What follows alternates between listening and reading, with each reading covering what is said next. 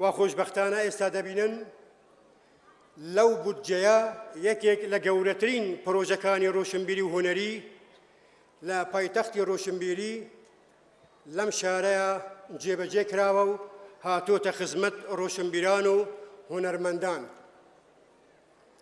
واتە ئەم بودجەیە نەک تەخشان و پەخشان نەکراوە، بەڵکو بەرهەمەکەی دیارە و ئێستا لەبەردەستان و لەبەرچاوتانە.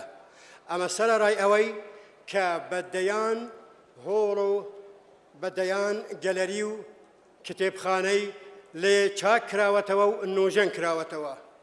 ئەمە سەرباری ئەوەی کە سەدان چالاکی ڕۆشنبیری و هونەری ئەنجام دراوە، سەرباری ئەوەی بە سەدان کتێب لە بوارە جیاجیاکان بە چاپ گەیەنراوە.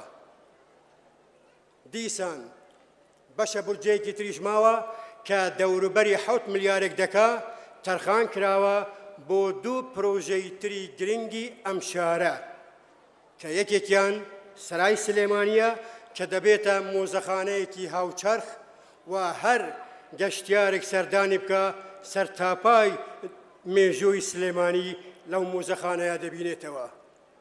هی دووەمیان کارگەی جگەرەی سلێمانیە کە دەبێتە سەنتەرێکی ڕۆشنبیری و هونەری و بەم نزیکانە بەردی بناغەی بۆ دادەنرێ، چونکە ئێستا لە تەواوبوونی گواستنەوەی مڵکیەت داین لەسەر وەزارەتی بازرگانی و پیشەسازی بۆ سەر وەزارەتی ڕۆشنبیری.